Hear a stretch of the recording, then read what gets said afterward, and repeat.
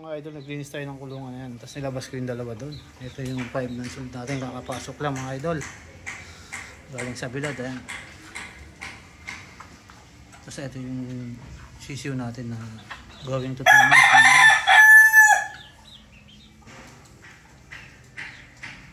Ayan yung 5 months old natin ulit. Ayan yung dalawang straight po. Bagong linis yung kulungan na yan mga idol. Ito yung ating mga sisiw. 5 months tag tsaka going to 2 months na istang. Ito malalaki talaga mga idol.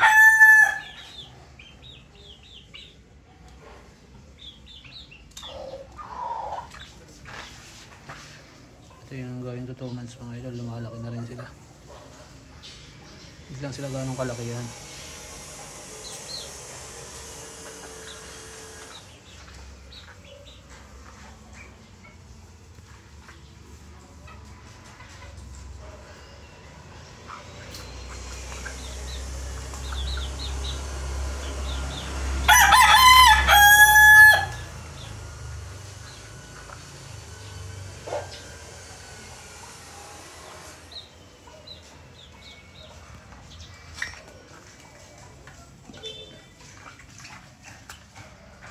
Ating mga lakis mga lads, kumakain.